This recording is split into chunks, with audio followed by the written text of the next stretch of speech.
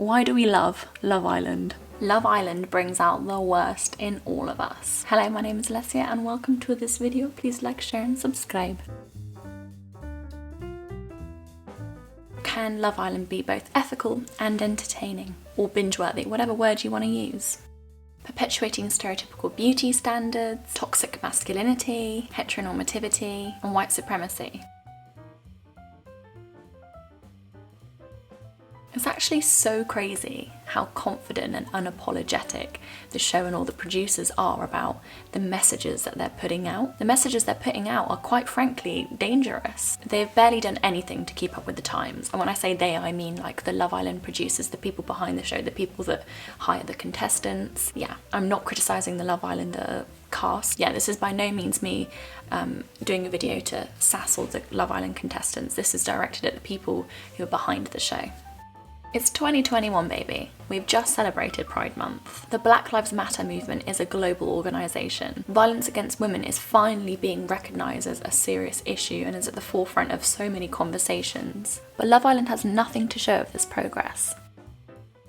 I was watching this video yesterday. I'll leave a link in the description. This woman highlights, the issues surrounding, race in Love Island. This woman was saying 4 out of 6 of the UK Love Island series has seen women of colour chosen last in the first episode, when they choose to couple up with someone purely based on appearance. What does this tell you about the people they're putting on the show?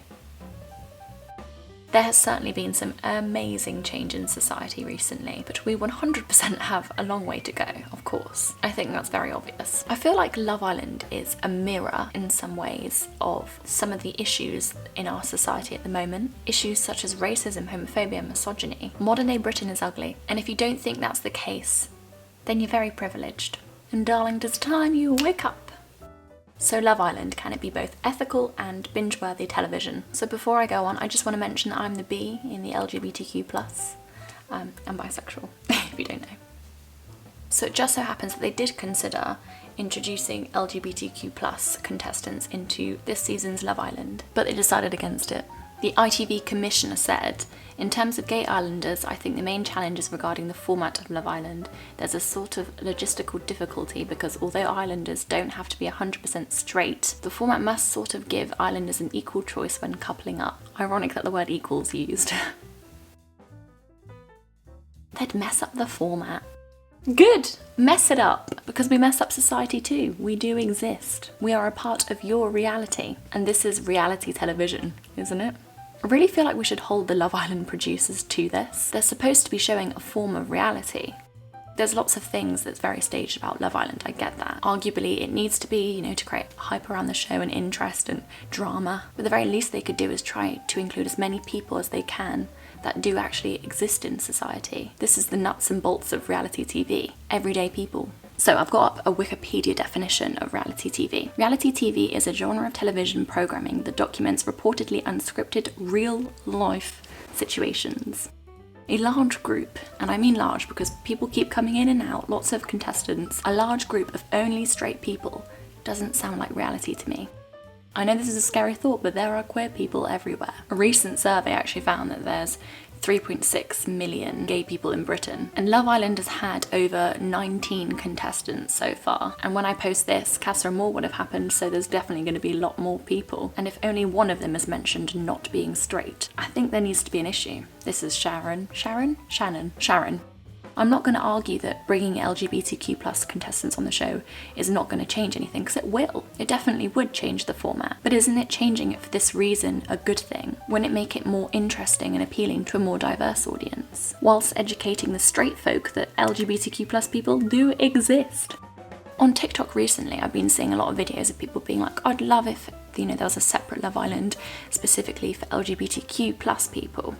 And whilst this would be amazing, I feel like the main show should just integrate LGBTQ+ people, because I think yes, we want to be represented. Like me as a bisexual person, I'd love to watch someone who I could actually properly relate to and see like the dating scene like with women on television. That'd be awesome. But I think the bigger issue at hand here is that this is what the producers are clearly thinking. Straight people aren't willing to watch LGBTQ+ contestants, which is why there's talk of having a separate show, and I'm like, no. Straight people need to get used to seeing people like us on the show, so then it erases homophobia. And, you know, media is a big factor in that. You know, we're not separated from straight people in real life, so why should we have a separate Love Island? We're normal. Why should we have a separate show? Let's be fair, the straight people are not going to watch a queer Love Island, and this means they'll remain unaware and ignorant of LGBTQ+ issues.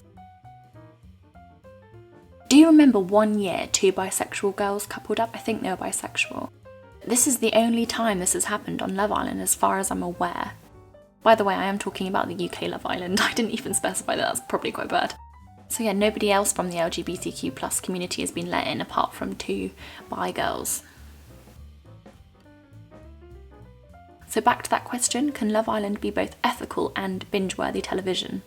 So Love Island is considered a binge-worthy television show. The fact that this current format, this current setup is considered binge-worthy is kind of worrying, as the current format makes little room for a variety of body types. It completely disregards the existence of LGBTQIA+ individuals. It perpetuates toxic masculinity and misogynistic ideals, and it highlights how racist the dating scene is. So I feel like the question we're all concerned with answering shouldn't be, can it be widely popular whilst being ethical? Rather, it should be, why is it binge-worthy in the first place? Why do we love Love Island?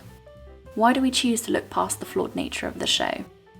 We have been socially conditioned to be homophobic, racist, and sexist. It lives within us. We're so used to living in an oppressive society that it's so commonplace to just turn a blind eye, you know, especially if it doesn't directly affect you or harm you or your existence. I feel we, and me included by the way, in this, we should examine ourselves. What is it about the show that we enjoy so much? Is it a great excuse to laugh at others because you have low self-esteem? Or maybe it's a little bit less intense than that and you can see yourself in other contestants and situations, and if that's the case, then in a way you are privileged, and maybe you should think about that. Think about what it's like for the people that only see people like you on television shows like this and never themselves, and the issues they face. I do watch the show. I don't have a love-hate relationship, I have a like-hate, I would say. Every time I watch it, I get so infuriated with all the language that the guys use. It's interesting that I watched it this year, even though I was so angry about them not including LGBTQ+ individuals. It's still got a way to go. Let me know if you want me to do another video about Love Island. Please like, share and subscribe. Thank you so much for watching, and I hope you're enjoying the show, but just remember to watch it with a mindful eye and be very critical. And if you're sat with lots of other people watching it, strike up some conversations about, you know, the issues, and be very active and aware of what's going on the screen. Don't just absorb it and let your subconscious take in all that rubbish.